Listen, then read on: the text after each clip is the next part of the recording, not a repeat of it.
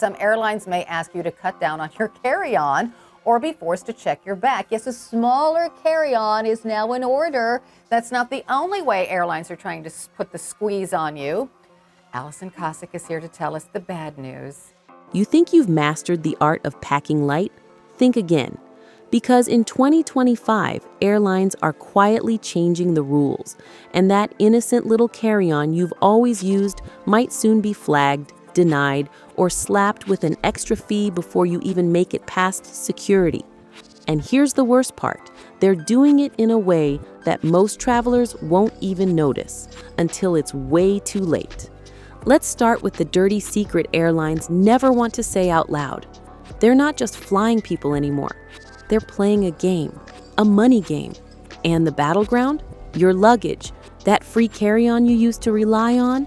It's now prime real estate for sneaky profit strategies, and 2025 is shaping up to be the year they get really creative about it. For years, we all followed the same routine. Pack a bag, make sure it fits the overhead bin, stay under 7 or 8 kilos, and breeze onto the plane. Done. But airlines were losing money on us careful packers. We were dodging those $50 checked bag fees and cutting into one of their easiest revenue streams. So they did what any profit-hungry industry would do. They rewrote the rules in a way that still looks familiar, but actually flips the script entirely. Now, instead of just focusing on weight or size separately, many airlines are adopting dimensional compliance checks. A fancy way of saying your bag now needs to pass a stricter combined measurement test. So even if you're under the weight limit and your suitcase technically fits into the overhead bin, you could still be stopped because the sum of its height, width, and depth crosses a new limit. And guess what? Most popular carry-ons on the market already do. It's not just the bag dimensions either. Weight is back in the spotlight. A growing number of budget and even flagship airlines are enforcing personal item and carry-on weight combined. So that sleek backpack you toss under the seat? Yeah, it now counts toward your total allowance. Travelers are being caught off guard at gates, forced to check bags they've flown with for years, and being charged triple-digit fees they never saw coming. And if you're thinking, fine, I'll just pay for priority boarding and bypass all that, hold up, that's part of the trap too. Priority customers are still being subjected to random weight checks, especially on popular tourist routes. It's no longer a guarantee of skipping the scale. Airlines realize that enforcing limits across the board is far more profitable than letting premium perks ruin their baggage fee strategy. But here's where things get really sneaky. The rise of smart luggage screening. New scanners and AI-driven check-in kiosks can now automatically flag bags based on their dimensions and structure, without an agent even touching them.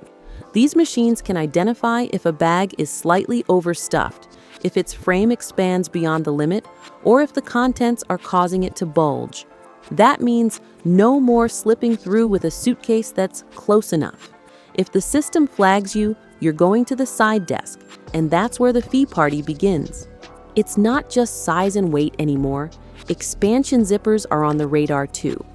Airlines are arguing that if a bag can be expanded beyond the limit, it should count as oversize even when it isn't fully expanded. Imagine that. Your bag is technically fine, but because it has the potential to exceed the limit, they can penalize you for it. It's like being fined for speeding because your car could go 150 miles per hour. And of course, they're sugarcoating it all with safety and efficiency language. Airlines claim that stricter carry-on enforcement keeps boarding smoother, reduces delays, and prevents overhead bins from overflowing. But let's be real, it's about revenue. Checked baggage income has quietly become a multi-billion-dollar goldmine, and every passenger who gets caught with an oversized carry-on is another cha-ching on the balance sheet. The ripple effect of these new policies is already obvious in airports worldwide. Gate areas are filling with confused travelers arguing with staff.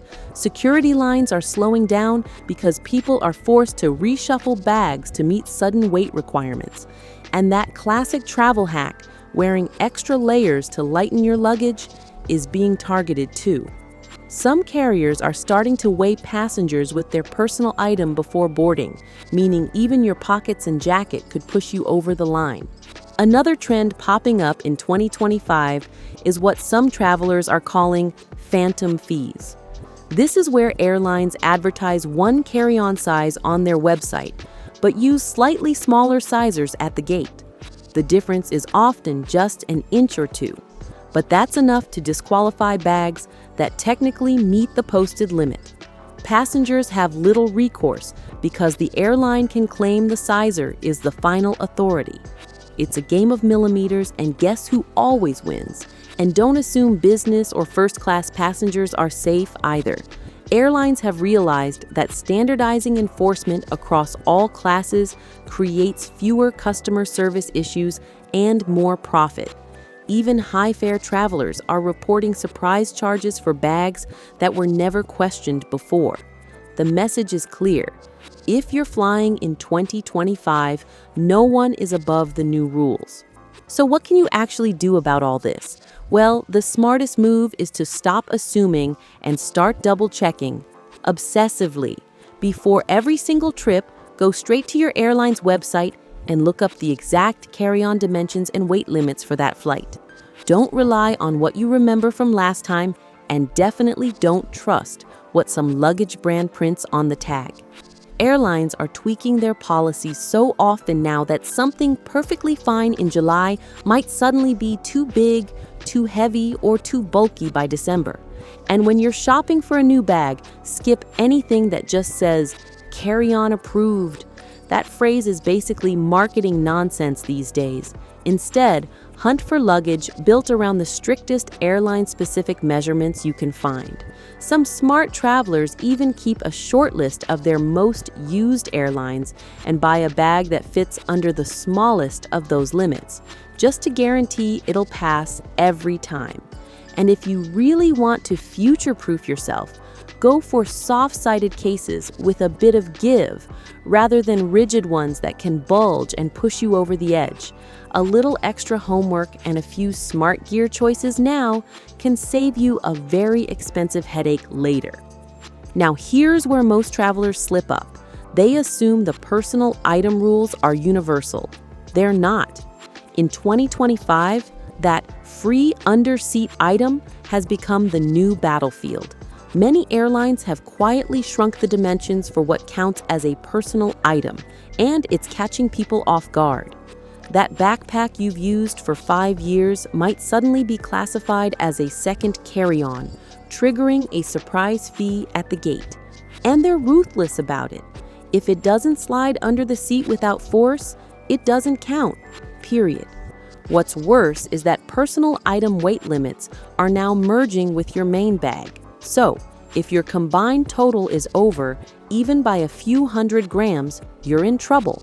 Airlines know people rely on stuffing heavy items, like cameras, laptops, or books, into their personal bag to save weight on the main suitcase.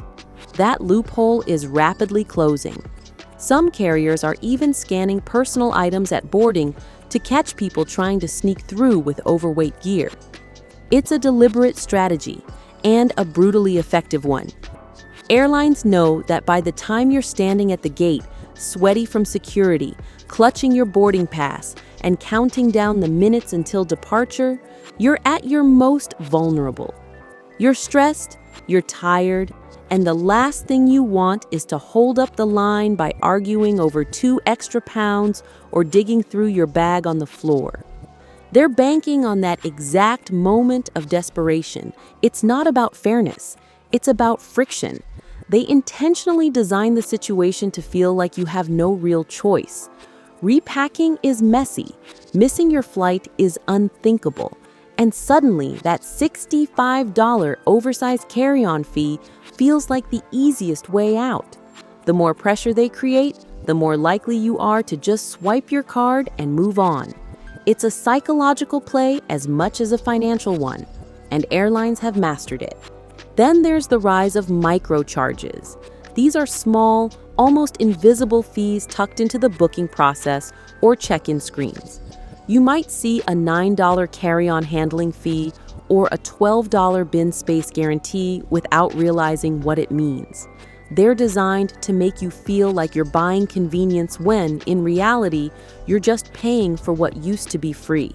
And once one airline introduces it, the rest follow, because no one wants to be the only one leaving money on the table. Airports themselves are getting in on the action too.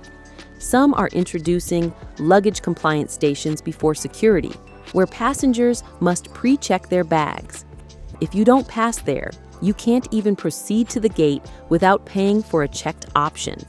It's adding an extra layer of stress and confusion, and conveniently boosting revenue long before you even step onto the plane.